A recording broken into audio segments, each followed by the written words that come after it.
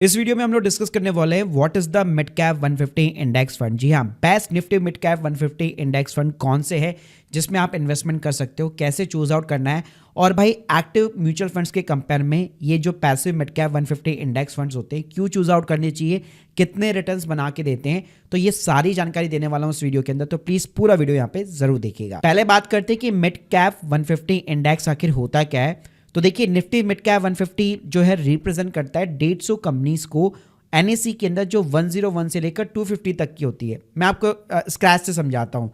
1 से लेकर 50 वाली जो कंपनीज होती है हम लोग उसको निफ्टी 50 इंडेक्स बोलते हैं। फिर 51 से 100 वाली को हम लोग निफ्टी नेक्स्ट 50 बोलते हैं। फिर 101 से लेकर 250 वाली को हम लोग निफ्टी मिड कैप 150 इंडेक्स बोलते हैं।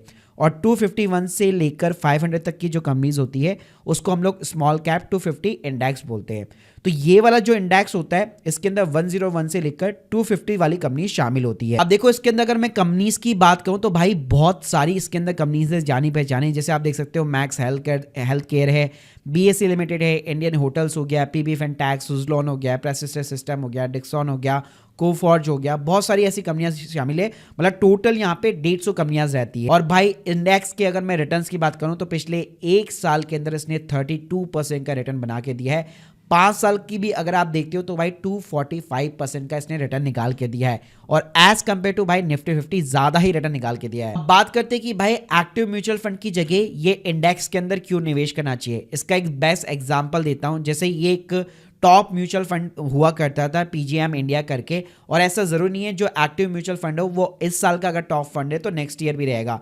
आप देख सकते हो क्रिजल ने भी इसकी रैंकिंग अभी जो है डिक्रीज कर दी है। और प्लस इसके अगर आप रिटर्न देखोगे तो ये अपने बेंचमार्क यानी कि निफ्टी मिड कैप 150 को भी बीट नहीं कर पाया है, चाहे मैं पिछले 1 साल की बात करूं, 2 साल की बात कर रहा हूं।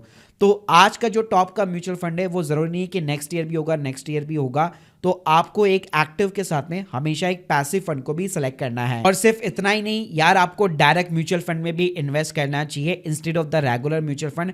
और इसके लिए भाई मैं हाईली रिकमेंड करूंगा एम स्टॉक का डीमेट अकाउंट। जी हाँ, जहां पे अगर आप सिर्फ सिंपली लाइफ टाइम के लिए अगर जीरो ब्रोकरेज चाहते हैं, सिंपली वन टाइम जो है 999 आपको पे करना है। डिलीवरीज के ऊपर, intraday, F&O, mutual fund, IPO सबके ऊपर आपको जो है जीरो ब्रोकरेज देखने को मिलेगा।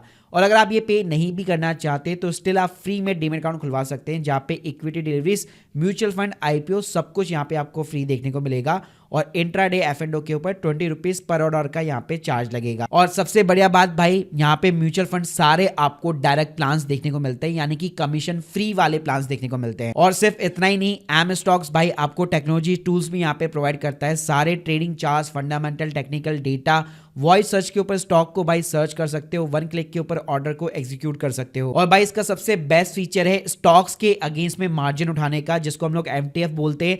और अच्छी बात है, इंटरेस्ट रेट सिर्फ 6.99% से स्टार्ट हो जाती है। और एम स्टॉक भाई मिराई असेट्स ग्रुप का यहाँ पे पार्ट है। पिछले 2 साल के अंदर 15 लाख से भी ज्यादा यूजर से 145 करोड़ से भी ज्यादा की ब्रोकरेज भाई सेव कर चुका है। रिटेल क्लाइंट होल्डिंग 6000 करोड़ से भी ज्यादा की है।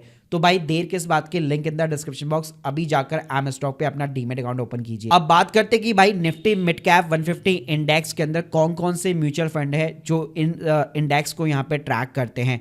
तो देखिए, इसके अंदर ईटीएफ तो आपको बहुत सारे मिल जाएंगे, जैसे मिड कैप 150 बीज है, मिड ईटीएफ्स है।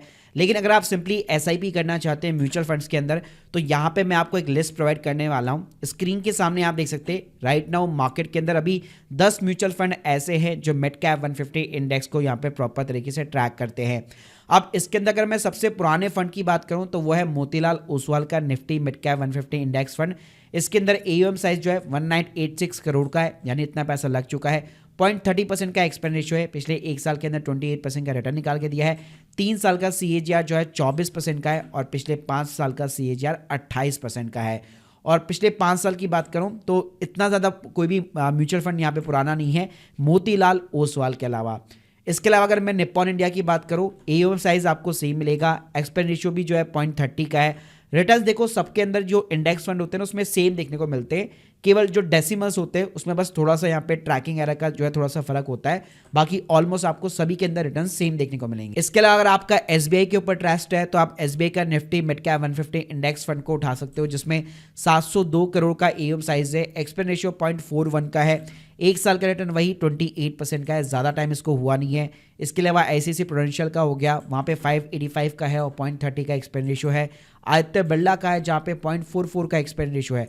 तो अगर आप एक्सपेंस रेशियो वाइज देखते हैं सबसे कम, तो उस केस में आप जो है नावी हो गया और बंधन हो गया, जिसके अंदर सबसे कम एक्सपेंस रेशियो आपको देखने वाला है। लेकिन इसके अंदर AUM साइज जो है इतना बड़ा नहीं है और अभी ज्यादा टाइम इनको हुआ नहीं है। बाकी गाइस आप अपनी चॉइस के अकॉर्डिंग इनमें से कोई भी फंड्स को यहाँ पे पिकअप कर सकते हो एक्सपेंस रेशियो और रिटर्न्स के अकॉर्डिंग। जैसे रिटर्न्स में बताया ज्यादा डिफरेंस देखने को नहीं मिलेगा। मेन है मिड कैप 150 इंडेक्स फंड के अंदर इन्वेस्ट करना है, SIP करना है। अगर मैं SIP की पावर की बात करूं तो अगर आपने सिर्फ 1000 रुपए की SIP स्टार्ट की होती 5 साल पहले, तो आपका 60,000 जो है आज 1.29 लाख रुपीस बन चुका होता।